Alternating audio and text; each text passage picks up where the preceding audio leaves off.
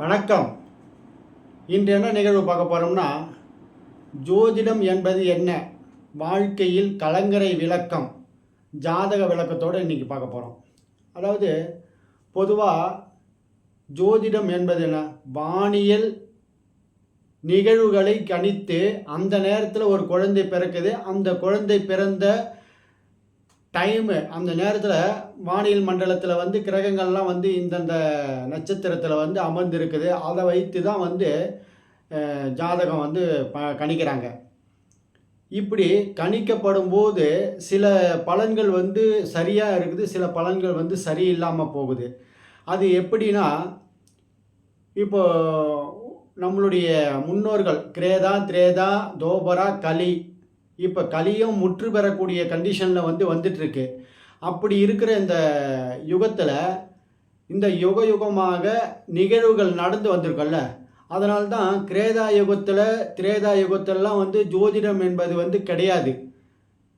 ஏன்னா அவங்க ஆண்டு அனுபவித்ததை தான் இந்த வானியல் மண்டலத்தில் இந்தந்த கிரகங்கள் இந்தந்த சூழ்நிலைகளில் இருக்கும் பொழுது இந்த நிகழ்வுகள் நடக்கும்னு சொல்லிட்டு எழுதி வைத்த உரை தான் இன்றைய ஜோதிடம் பார்த்துட்ருக்கோம்.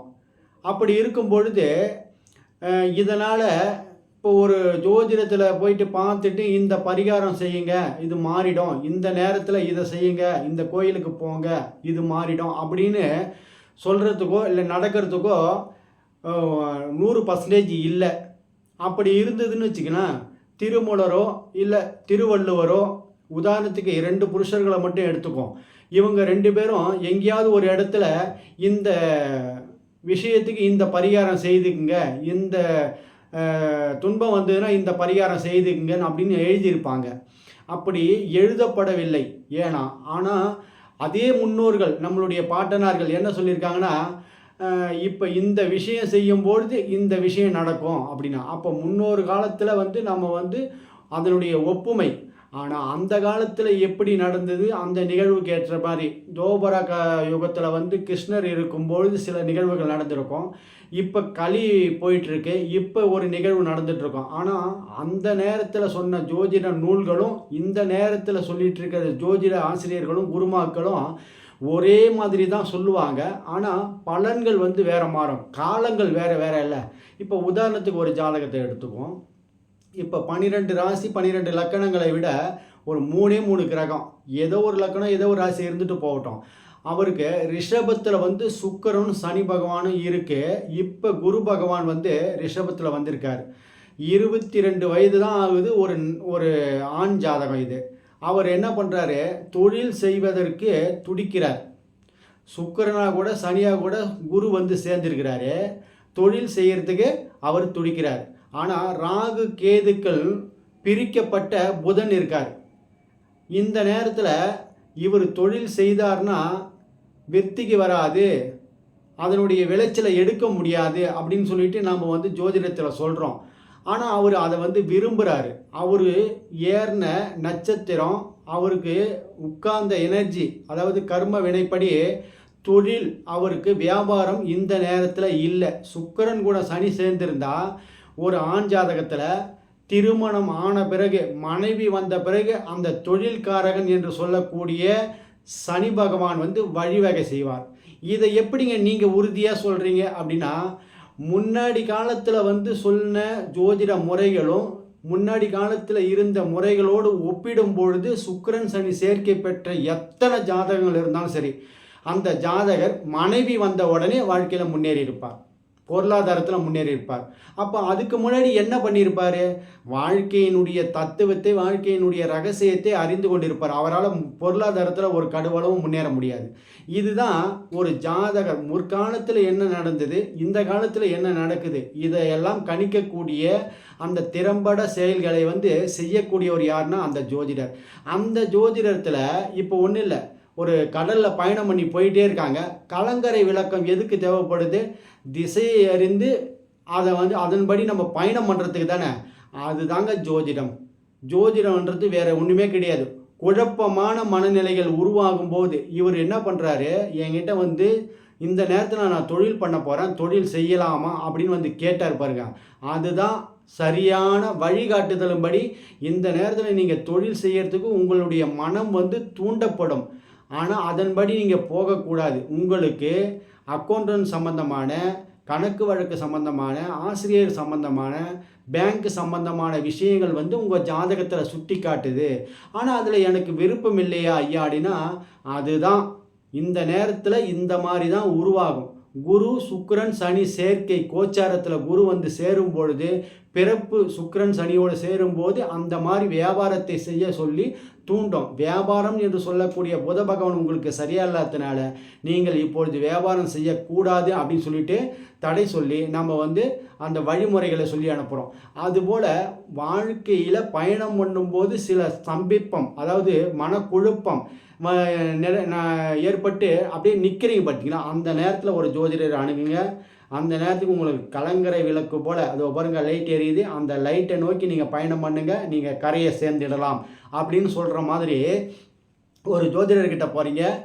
நல்ல ஒரு வழி. நீங்கள் இந்த பிறப்பினுடைய ரகசியத்தில் தான் பிறந்திருக்கீங்க. உங்களுடைய அனுமதி பிரபஞ்சத்தில் உங்களுக்கு என்னென்னதெல்லாம் கொடுக்கப்பட்டிருக்கு.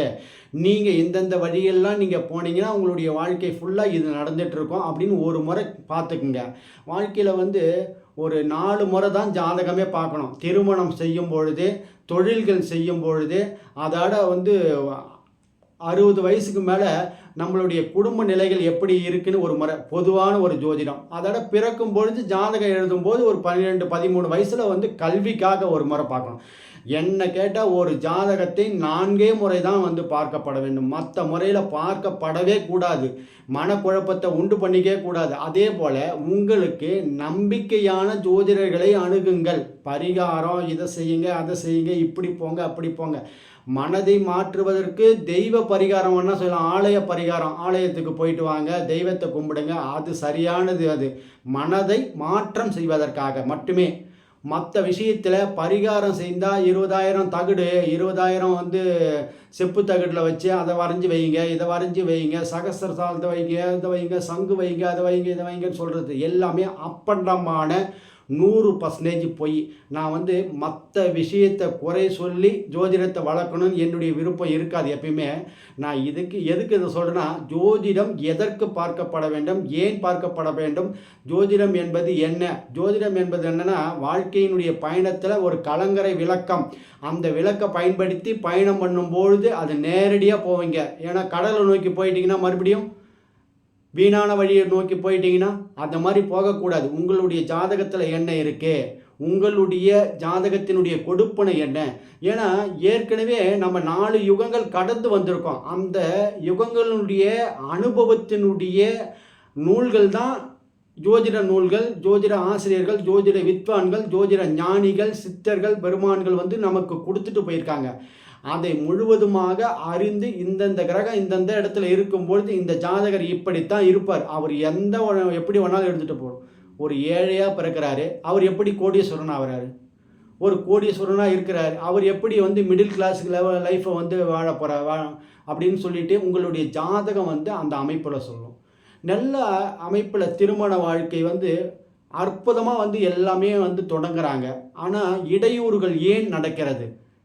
அந்த ஜாதகத்தினுடைய சில கிரக நிலைகள் இந்த மாதிரி கிரகங்கள் இணையும் பொழுது இந்த ஜாதகம் இப்படித்தான் இருக்குன்னு சொல்லிட்டு நம்மளுடைய முன்னோர்கள் வந்து கணித்து வைத்து அதன்படி இப்பொழுது ப்ரெடிக்ஷனை வந்து பல பேர் எடுத்து சொல்வதற்கு ஏதுவாக அமைகிறது.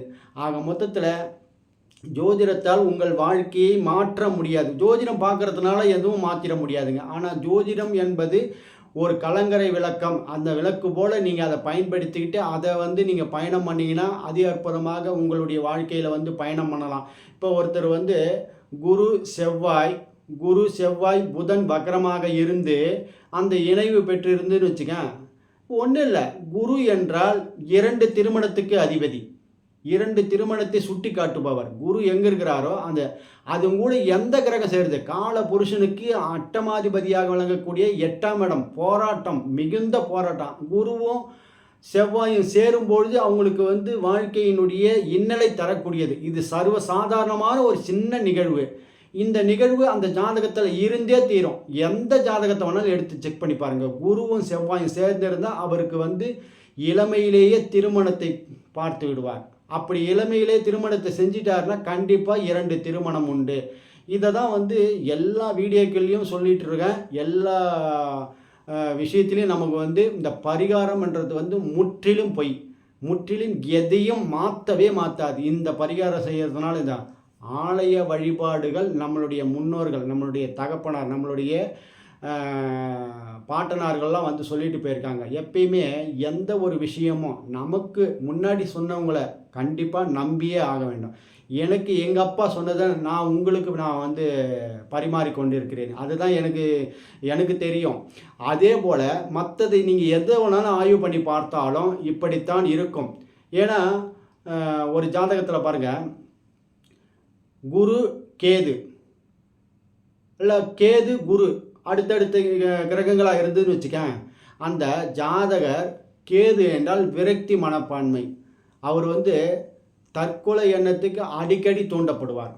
குரு இருக்கிற இடத்துல 1-5-9 கேது இருந்தாலும் குருவுக்கு அடுத்த டிகிரியில் அடுத்த கட்டத்தில் கேது இருந்தாலும் அவருடைய மனதில் வந்து தற்கொலை எண்ணங்கள், என்னடா இது வாழ்க்கையே முடித்து கொள்ளலாமா அப்படின்னு சொல்லிட்டு அடிக்கடி அவருடைய மனதில் தோன்றுறதுன்னா அதற்கு முக்கிய காரணமே வந்து கேது தான். குரு என்றால் ஜாதகர். அவர் வந்து கேதுவை விட எதையும் பற்று இல்லாத தன்மை, எதுலேயும் வந்து விரக்தி தன்மை, எதையும் உச்சகட்டத்துக்கு கொண்டு போவாருங்க. இருக்கிறதுலே சாதாரண விஷயம் கிடையாது. உச்சகட்டத்துக்கு உச்சகட்டத்துக்கு வந்து விரக்தியை கொண்டு போவார் யாருன்னா அது கேது தான். அதாவது நல்லது செய்கிறதுக்கு துணியறதுக்கு கூட கொஞ்சம் எளிமையான முறையில் துணிஞ்சிடலாம். தன்னுடைய உயிரை மாய்த்து கொள்வதற்கு துணிவது வந்து அந்த மாதிரி ஒரு வீரம் வந்து யாருக்கிட்டே இருக்காது. அது வந்து கேதுவோட இணைவு பெற்றால் ஒழிய அந்த மாதிரி செயல்கள் செய்வார்கள். ஒரு பள்ளத்தில் குதிக்கிறது, ஒரு தீ வச்சுக்கிறது, ஒரு விஷம் அருந்துவது, அடுத்தவரை கொலை செய்வது, இந்த மாதிரி எண்ணத்தெல்லாம் அதான் அல்டிமேட் ஸ்ட்ரெஸ்ன்னு சொல்லுவாங்கள்ல. இதுக்கு மேலே அந்த இது வந்து தாங்காது ஒடிஞ்சிக்கும் அப்படின்னு சொல்லுவாங்க. அந்த முனைப்புள்ளியை கொண்டு போவோர் யாருன்னா கேது தான். அந்த கேது குருவோட தொடர்பு பெறும்போது, அதே கேது ஏதோ ஒரு தருணத்தில் ஒரு சில ஜாதகங்களில் வேறு ஒரு கிரகங்களுடைய தொடர்பு பெறும்போது அதி அற்புதமான அறிவு, நுண்ணறிவு, சயின்டிஸ்ட் அளவுக்கு கொண்டு போவோம். அது அதனுடைய இணைவுகள். ஆனால் வெறுமையான ஒரு கேது குரு, வெறுமையான வந்து குருவுக்கு அடுத்து கேது, இந்த மாதிரி அமைப்பு இருந்து சனி ராகு தொடர்பு பெறும்பொழுது, இல்லை சனி கேது தொடர்பு பெறும்போது ஆட்டோமேட்டிக்காக இந்த மாதிரி எண்ணங்களை கொடுத்து அந்த ஜாதகரை பாழ்படுத்துகிறது.